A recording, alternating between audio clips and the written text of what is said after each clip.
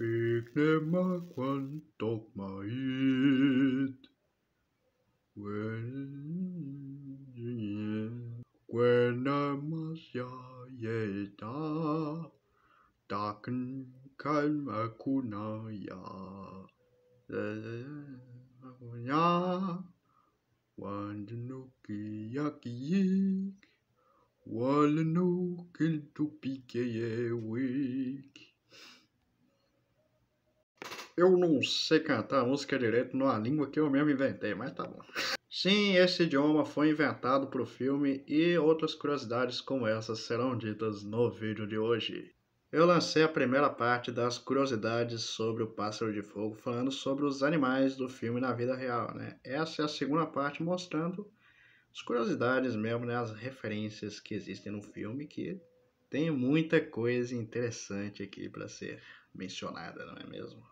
Então, sem muita enrolação, CCC, curta, comente, compartilhe, se inscreve nesse canal e vamos começar o vídeo. Para começar, quando que eu tive a ideia de fazer esse filme? Primeiro que o filme foi inspirado numa lenda indígena capixaba, né? Como vocês já estão calvos de tanto saber, né? E essa lenda foi transformada em um livro em 2016. Aqui está o livro O Pássaro de Fogo, escrito pela Sandra Themistocler. Isso aqui é a Sandra, né, capixaba mesmo, né, a autora original do livro do Pássaro de Fogo. Tá certo que tem várias diferenças do livro pro filme, né, mas são adaptações, né. O próprio livro, inclusive, ele é bem diferente da lenda original, então, né. Adaptações e adaptações, não é mesmo? Mas até a escritora do Pássaro de Fogo, né, eu já tentei entrar em contato com ela no Instagram, mas acho que ela nem viu, né. Mas enfim. Tentando aí, né, né? Aí bem, em 2016 fizemos uma peça na escola com o tema do Pássaro de Fogo e foi a primeira vez que eu conheci essa história. Depois de conhecer eu já pensei, isso daria um filme, hein? Isso daria um bom filme. Aí depois que eu comecei a fazer filmes no Flippa Clip, lá no começo de 2019, eu tive a ideia de fazer o filme do Pássaro de Fogo. Eu já tinha o filme do Caso-A programado, né? Nessa época eu estava fazendo o filme dos Elementares e o próximo seria Caso-A e depois de Caso-A seria o Pássaro de Fogo. Você já estava tudo programado aí, né? Desde o começo de 2019. Eu comecei a fazer o filme em 2020, né? E coincidentemente, depois que eu já tinha começado a fazer o filme, tipo, sei lá, 2 meses depois que eu tinha começado, na escola onde eu estudava, coincidentemente, tinha lá o livro do Pássaro de Fogo. Aí eu cheguei lá e falei, posso levar para casa, pegar emprestado aqui para ver, pegar mais inspirações do livro? Ela falou, pode, mas depois devolve, hein? Vai devolver depois, hein? Conclusão, teve a pandemia, aí acabou que eu fiquei com o livro para sempre mesmo. O livro tá aqui até hoje, só não sei aonde. Bem, a primeira parte do filme foi lançada no dia 23 de janeiro de 2020 e a última no dia 30 de julho do mesmo ano, né? Levando um total de 7 meses em produção, né, estando empatado com Os Insetos 2, né, dos filmes que tem o maior tempo de produção. E também empatado com Os Insetos 2, ele acabou tendo 53 minutos de duração, com uma diferença de 7 segundos. Né? O Pássaro de Fogo tem 53 minutos e 12 segundos e Os Insetos 2 tem 53 minutos e 19 segundos. Ou seja, o Pássaro de Fogo é o menor filme feito direto no MM Produções, né? Tirando a história de X-Espírito e o outro lá, o prefeito. Enfim, vamos agora falar das curiosidades.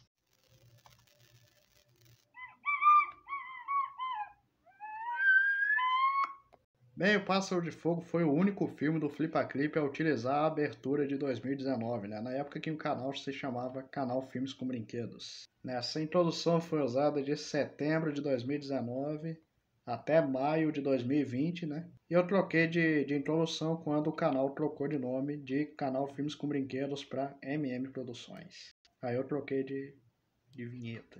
Depois temos aqui o clássico clichê do livro se abrindo, não é?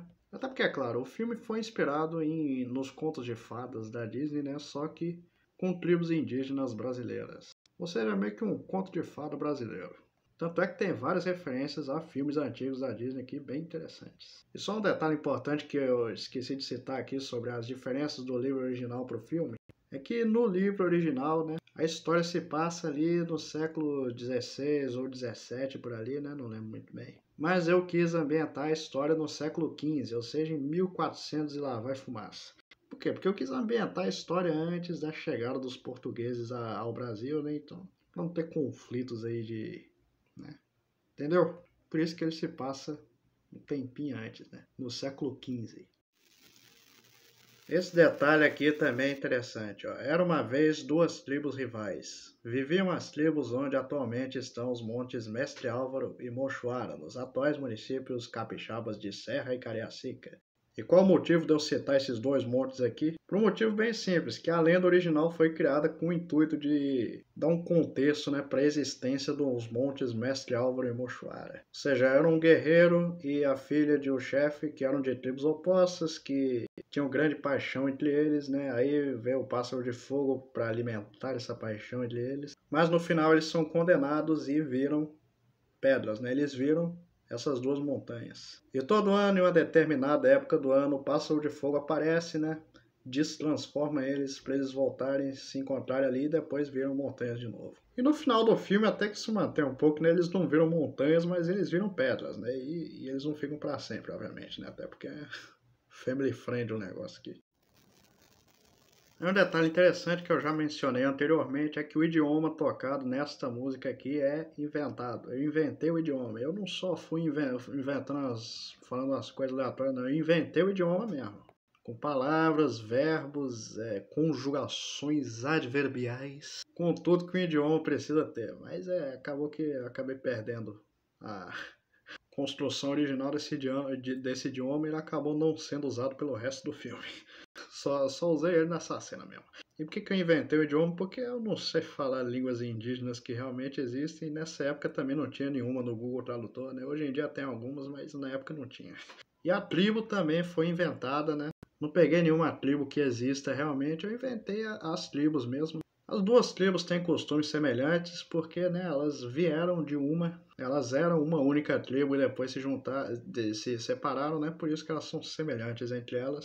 Mas eu acabei não dando um nome para as tribos, né? Acabei esquecendo desse detalhe durante o filme, mas são duas tribos, né, que não existem na vida real, mas existem no filme. Aliás, algumas tribos reais também são mencionadas no filme durante a cena da escolha dos pretendentes da Jaci, não é? O primeiro, da tribo dos Caiapós, o índio Rio Molhado. Bom dia! Esses são os Caiapós, que são a tribo da Amazônia, e eu não sei como que uma tribo da Amazônia chegou no Espírito Santo, mas tá bom, né? Vamos só aceitar, né? Vamos só aceitar. Da tribo dos Botocudos, conhecido por todos como Pé de Macaxeira. Aqui estão os botocudos, né? Assim chamados por conta dos botoques que eram usados na boca. E bem, eles viviam ali basicamente na Bahia, Espírito Santo e Minas Gerais, né? Essas regiões aí, não é mesmo? E bem, o próximo da tribo Tupiniquim, o famoso matador de onça. Bom dia, chefe Raoni. Bem, os tupiniquins, né? Eles viviam ali desde a Bahia até São Paulo. E atualmente eles são os habitantes da reserva indígena de Aracruz, no Espírito Santo, não é? E esses aqui realmente acreditam na lenda do Pássaro de Fogo, né? Eles contam até hoje as histórias do Pássaro de Fogo. Falando um pouco agora sobre os pretendentes que aparecem, temos o Rio Molhado, que o nome do Rio Molhado é uma clara referência ao Riacho Molhado do Chapolin. Aí o Riacho Molhado. Isso é fantasma de Riacho Molhado. Mim também estar molhado. E vem toda essa cena dos pretendentes foi inspirada no filme Valente da Pixar, né? Principalmente essa cena aí, ó. Famoso matador de onça. Bom dia, chefe Raoni. Olha só. Esse aqui é o meu filho, matador de onça. Eu apresento meu único filho, que foi cercado uma armada inteira sozinho, só com uma mão. Ele direcionou o navio.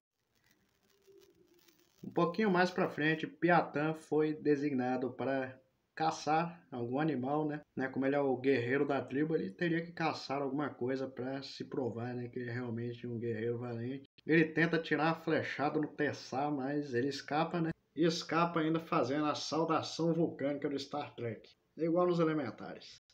Essa daí, ó, que vai nos desenhar. Daí aparece essa cachoeira que, bem... A cachoeira, que é um grande cenário no filme, né, aparece em momentos importantes. Ela é basicamente a nascente do rio que o Pássaro de Fogo criou para dividir as duas tribos. Até porque qual que era o plano do Pássaro de Fogo? Era separar as tribos que se guerreavam bastante, né? Esperar até que a filha do chefe, Raoni, e o guerreiro da outra tribo crescessem, né? E tivessem ali um relacionamento. E ela levou os dois justamente a essa cachoeira para terem o seu primeiro encontro. Já que a cachoeira é justamente o único lugar onde as duas tribos se unem. Rapaz, o Pássaro de Fogo é esperto, rapaz. Tá pensando o quê? Ó Iara, mãe das águas, proteja os animais. Ó Araci, mãe do dia, proteja a mim e a tribo a mais.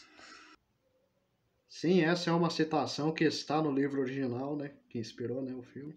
Ele está citando aqui basicamente a Yara, mãe das águas, né? Das tribos indígenas, que protege todas as águas e todas as águas. E os animais, né? Das águas. Araci, né? Araci, a mãe do dia, que protege, né? O dia. Não, Araci. É isso mesmo, Cristina. Estou no filme No Pássaro de Fogo, Cristina. Eu protejo o dia e a tribo, Cristina.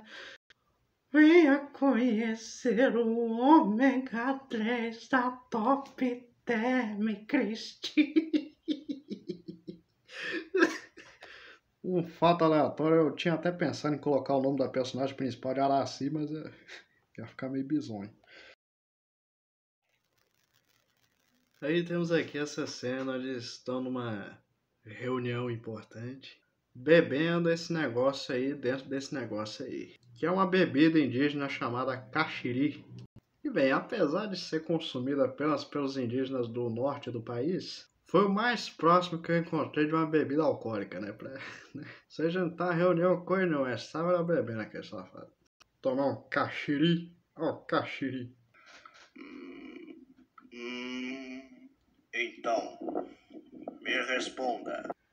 Bem, essa cena do Raoni interrogando o Tessar com um coati no colo é uma clara referência ao Poderoso Chefão, né? Nas cenas, né, em que o Vitor Corleone aparece com um gato no colo, né? Ele aparece assim, falando meio assim, segurando um gato e falando com o pessoal assim, desse jeito assim, sabe? Pois é, eu sei imitar o cara direitinho, cara. Daqui a pouco eles me chamam pra ser o próximo Marlon Brando. O Tico, despudorado, Marlon Brando. Em O Pássaro de Fogo não temos a participação do John, o personagem John, aquele que fica com a cabeça assim, né? Até porque, né, ele é um cara branco, caucasiano, e não faria sentido ele aparecer numa tribo indígena do século XV. Mas temos uma referência a ele, né, com o Matador de Onça aqui no cantinho, ficando com a cabeça de lado aí, ó. O Matador de Onça. Uai. Matador de Onça virou o John.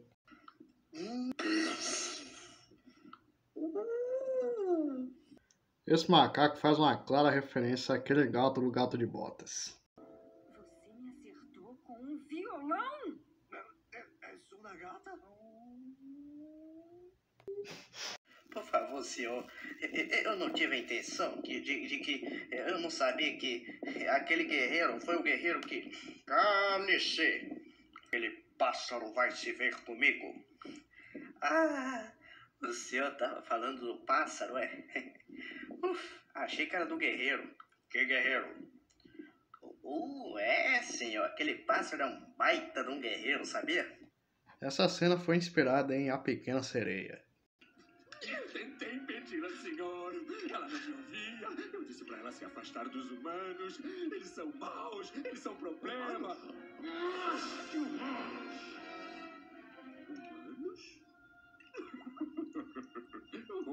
Mas quem falou em humanos? A diferença é que no Pássaro de Fogo o cara consegue desmentir o cara, né? Ao contrário da Pequena Sereia que dá um problema bravo aí. Enfim, uma cena meio pesada no filme, né? É a morte do xamã, que é agredido pelo chefe da outra tribo, né? O Moacir, o vilão do filme. E um detalhe interessante é que ele não iria morrer nessa cena, ele ia voltar no final do filme, mas como ele não teria praticamente importância nenhuma ali no final do filme, então, né, fazer o quê? Ele acabou indo embora nessa cena mesmo, né, infelizmente. Perdemos o xamã da tribo, né, mas no final do filme descobrimos que a mãe do Peatan virou a nova xamã da tribo, né. Durante a música Os Opostos que Vão Se Juntar, temos duas referências ao filme Mary Poppins, de 64. Nessa cena, Jaci e Peatan estão atravessando o rio em cima da cabeça de jacarés, não é? Que referencia a cena do filme em que a Mary e o Bert estão navegando, né, em cima de tartarugas.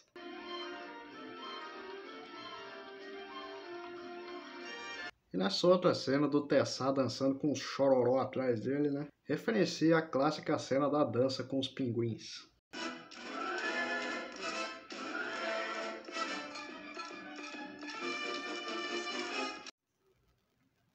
Temos mais referências à Pequena Sereia na música Os Opostos que Vão Se Juntar, né? A própria música, os cenários da música já são uma referência à música Beija a Moça do filme. Eles no barco com os animais ajudando a compor o ambiente. Mas principalmente a preparação antes da música é semelhante à que o Sebastião faz, né? Sinfonia. Trombetas. Melodia. Percussão. Cordas. Som. Palavras. Indo agora pro final do filme, né, depois que, né, o chefe Raoni descobre, né, que sua filha estava saindo com um guerreiro da outra tribo, eles amarram ali todos os envolvidos, inclusive o Pássaro de Fogo. É o que você deve estar se perguntando, ué, mas como que eles amarraram o Pássaro de Fogo se ele é feito de fogo, cara? Ele pode queimar a corda tranquilamente. Mas, cara, tem um detalhe muito interessante. Da primeira vez, né, que ele é amarrado normalmente, né, apenas suas asas e suas patas são amarradas, né? Por isso ele consegue se incendiar e se desamarrar. Já da segunda vez, seu cabelo também é amarrado. Você descobrimos aí que, né, o Pássaro de Fogo só pode se incendiar se seus cabelos estiverem livres. E como aqueles estão amarrados, então, né, ele não consegue se acender como fogo. E outro detalhe é que eles também amarram aqui o bico dele para que ele não possa chamar os outros animais da floresta. Mas aí já é meio tarde porque ele já tinha chamado, né, então, né. Nisso que o Pássaro de Fogo chama, né, os outros animais da floresta, aparecem aqui uma nuvem de gafanhotos que é um assunto que, digamos, que estava um pouco em alta ali na metade de 2020, né? Para quem não lembra da popularidade dessa nuvem de gafanhotos que ela ganhou em 2020, cara. Já tinha a pandemia, aí agora uma nuvem de gafanhoto para destruir as plantações todas. Nossa, mas o mundo vai acabar, os gafanhotos vão dominar todas as pragas do Egito chegando para destruir o universo. Sendo que na verdade é apenas um processo de migração dos gafanhotos que acontece naturalmente na natureza. E é isso aí. Ah, mas eles destruíram todas as plantações. Eles comem plantas, você quer o que também, né?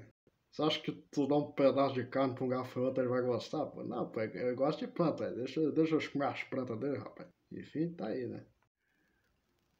Já no final do filme, nos créditos finais mais especificamente, descobrimos o nome de alguns personagens que não tiveram seus nomes revelados no filme. Por exemplo, o Xamã, que se chama Cauê. O cara é Cauê, mas não dá pra ver muito bem aqui porque tá meio embaçado, né?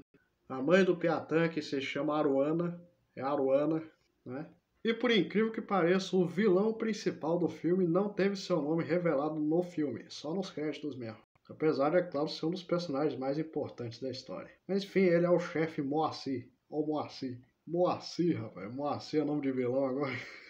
Cuidado! É o Moacir.